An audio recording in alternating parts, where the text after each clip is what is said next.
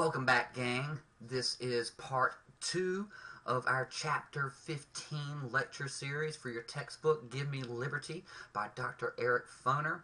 This section is entitled The Making of Radical Reconstruction. The focus question for this section is, what were the sources, goals, and competing visions of Reconstruction? First of all, before we really dig into the nitty-gritty of Reconstruction, we need to discuss what exactly is meant by Reconstruction.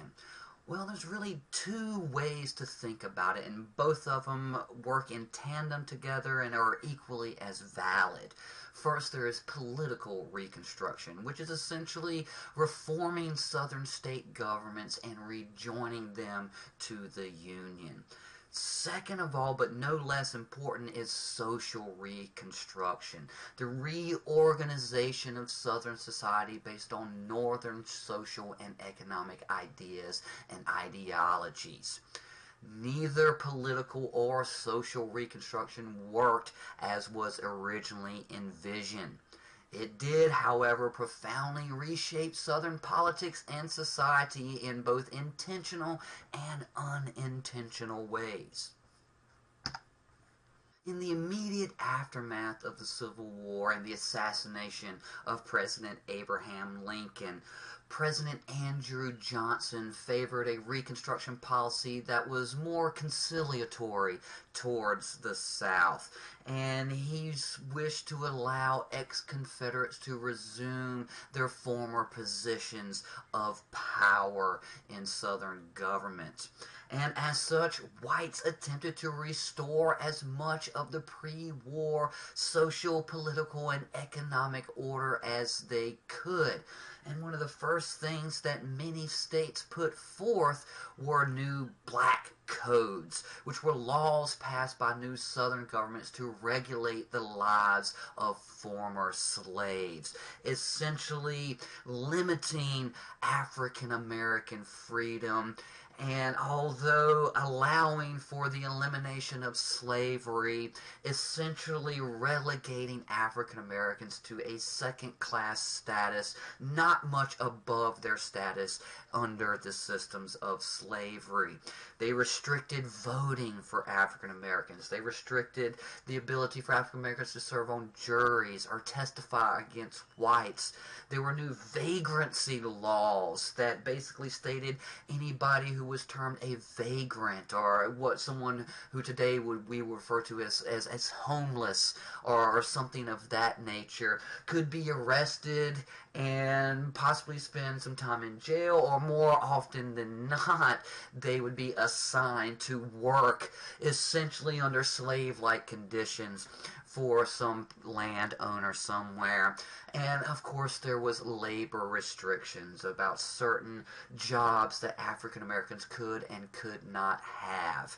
Essentially, the death of slavery in the South under this system did not mean the automatic birth of freedom, especially as African Americans were growing to understand the term. Radical Republicans in Congress vehemently opposed President Johnson's more conciliatory Reconstruction policy. They saw handing power back to ex-Confederates, and especially what those ex-Confederates were trying to do with the black codes, as anathema to their ideas of the goals of the war, which was not just freedom for African Americans, but the raising of African Americans to the status of citizens and all of the rights and privileges that went along with that.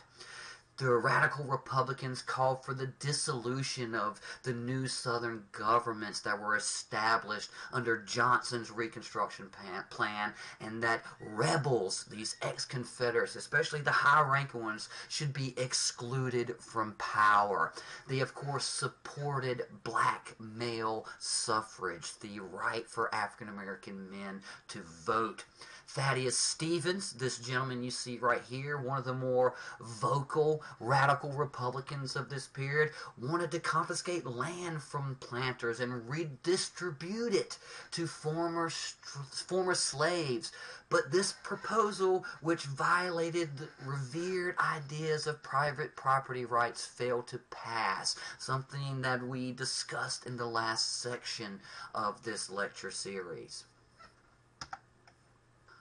One of the key things that radical Republicans latched onto in response to Johnson's conciliatory Reconstruction plan and the machinations of these new Southern governments, particularly around the black codes that we previously discussed, was the idea of civil rights and the idea that if these states refused or failed to protect the civil rights of former slaves, then it was the role and the responsibility of the federal government to do so. Something that was radically different from the previous conception of the federal government's role in securing and protecting rights for American citizens. In 1866, as a direct result in response to these black codes, the Congress in the United States passed the Civil Rights Bill of 1866, which tried to establish that all persons born in the United States were citizens, essentially making all African American former slaves at this time citizens by virtue of their birthright. This is the origins of the idea of birthright citizenship, which is something that is taken for granted in the United States in this day and age. The Civil Rights Bill also sought to establish equality of all races before the law, essentially making the law colorblind.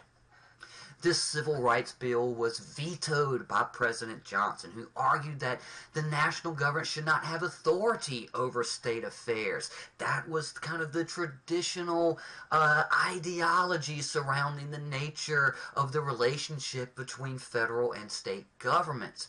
He also thought that blacks did not deserve the rights of citizenship. They were not yet raised to the level of culture and society enough to be granted such privileges in the eyes of Johnson and men who thought like him at the time. Congress actually got the necessary 2/3 majority and was able to override Johnson's presidential veto. A very significant event. It was the first time in American history that Congress was able to successfully override a presidential veto.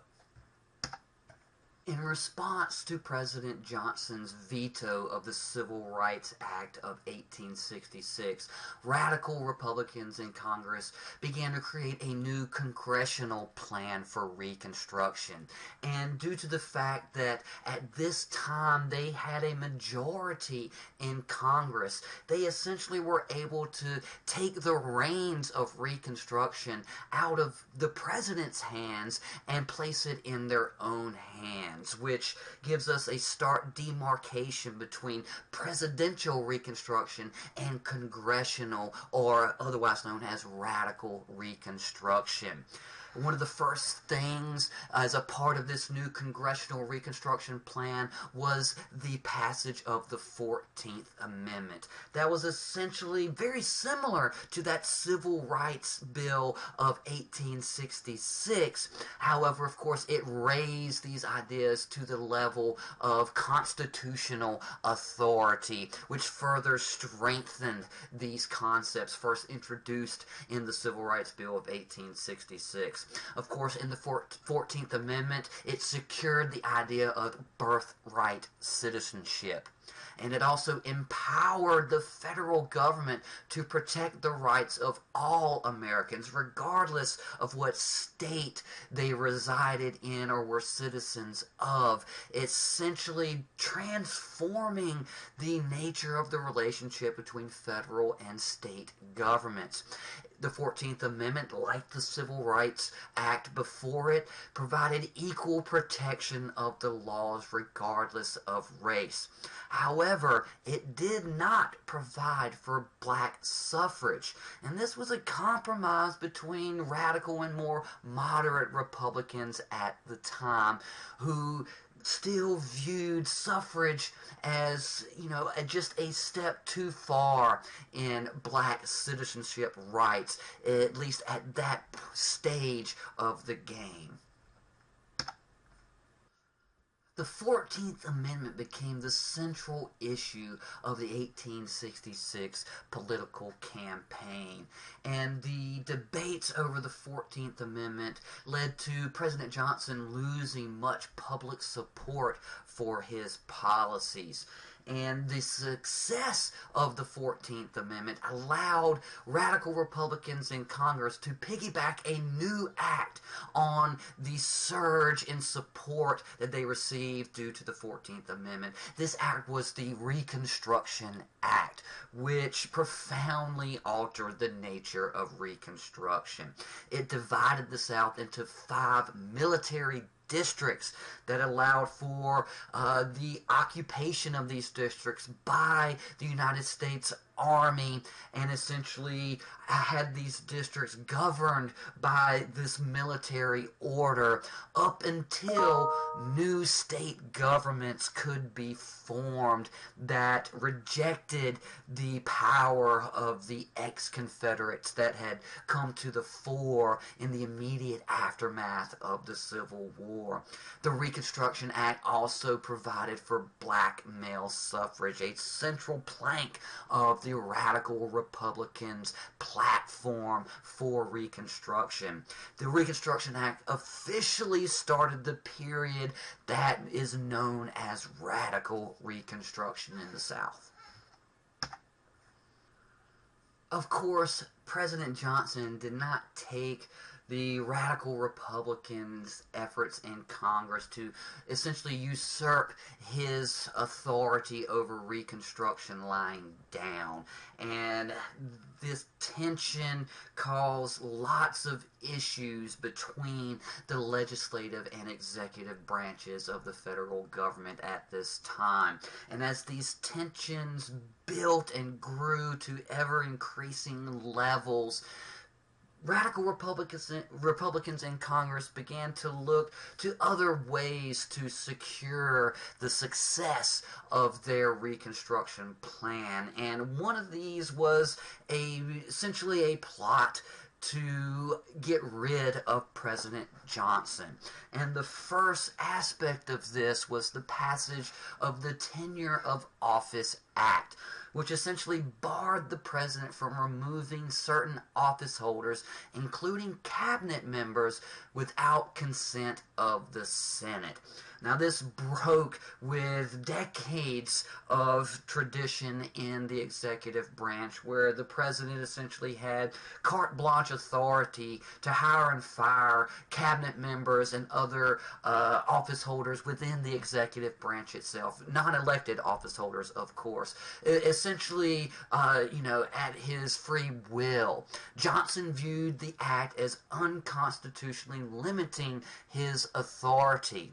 And one particular target of Johnson's ire within his own cabinet at this time was Secretary of War Edwin M. Stanton, who did not support Johnson's Reconstruction's efforts at all. And as a result of the tensions between Stanton and Johnson essentially ignored the Tenure of Office Act and had Secretary of War Edwin M. Stanton removed from his post. This spurred the radical Republicans in Congress to issue articles of impeachment against President Johnson for his violation of the Tenure of Office Act. Now, this is very significant because this is the first time in American history that a president was impeached. And to make a long story short, Johnson was saved from removal from office by one single vote in the Senate that prevented the radical Republicans in Congress from reaching the two-thirds majority needed to actually get Johnson removed from office. As a response to all of this, Republicans nominate Ulysses S. Grant, the Union's most prominent military hero and the one most often credited with essentially winning the Civil War for the Union, for the next president of the United States. The map you see here shows the results of the presidential election of 1868. And one of the first things you should notice, of course, is the amount of southern states that actually voted Republican during this election.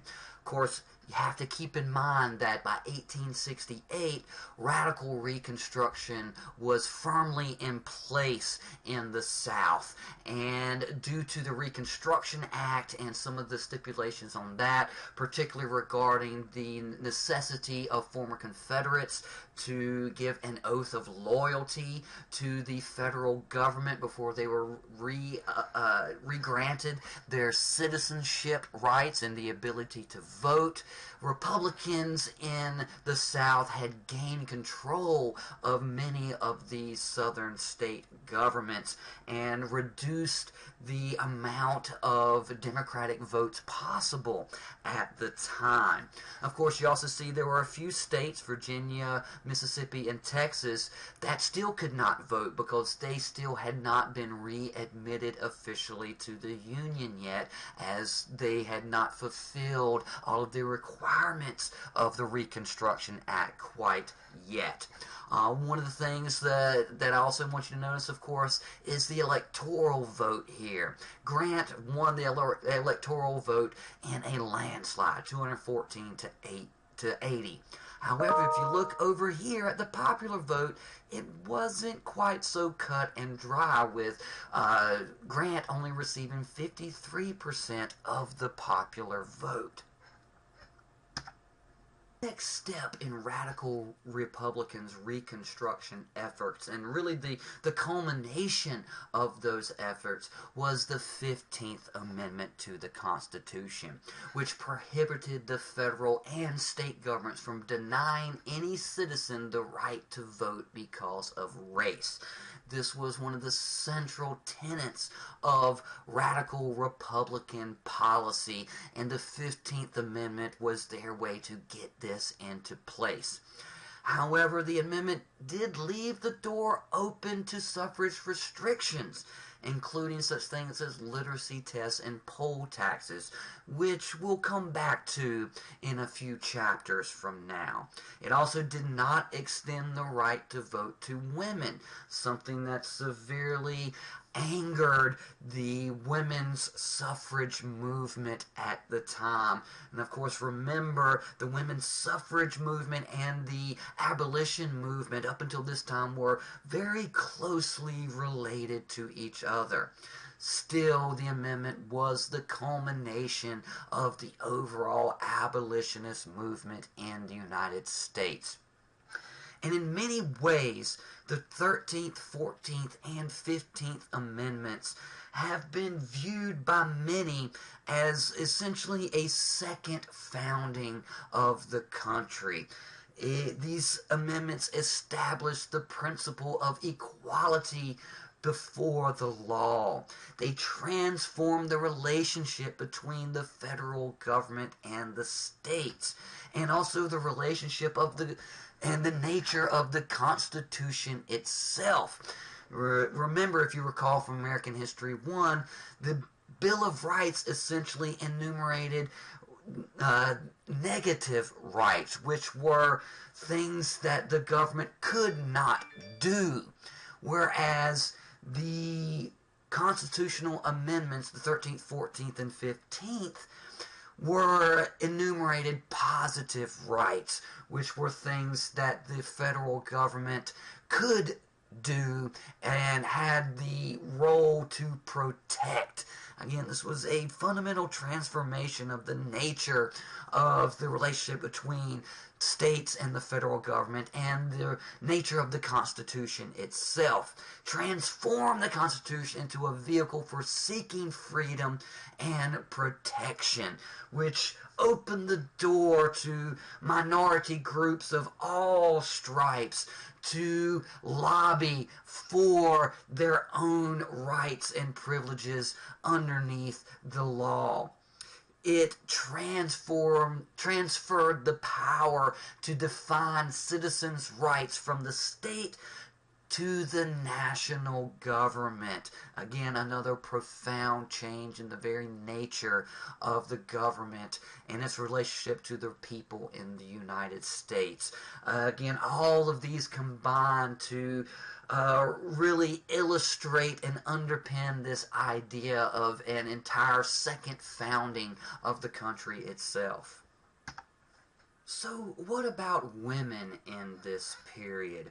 As you may remember from American History 1 and also from the previous slide, the abolition movement and the women's rights or feminist or women's suffrage movement were intimately tied together during the antebellum period, one really reinforcing the other. The destruction of slavery pretty much permanently separated the women's rights movement from the previous abolition movement, as especially after the 15th Amendment was passed, the abolition movement essentially had no further purpose. So feminists began to advocate more and more for distinctly women's rights, and they're no longer tied to abolition or the abolition movement in any way. And some of the things that they began to advocate for, other than, of course, women's suffrage, the right to vote, were the liberalization of divorce laws, allowing women more power and authority in those sorts of situations, and women's control over her own body, the separation of men's control over their wives in similar ways legally that they had control over their children. Feminists and radicals in this period, of course, very much continued to advocate for women's suffrage. But apart from the state of Wyoming, which granted women's suffrage in this period, the movement found few male allies, especially after its separation from the abolitionist movement. Men who were a part of the abolitionist movement, no longer saw that they really needed to support women's suffrage, because the support of women for abolition was no longer needed, as abolition had finally been secured. The passage of the 15th Amendment produced a bitter split between radical Republicans and groups of feminists. There were some feminists, such as Elizabeth Cady Stanton and Susan B. Anthony, who used racist and prejudicial language to oppose the amendment. They did not think that African Americans should have the right to vote, even though, of course, they lobbied for women to have the right to vote.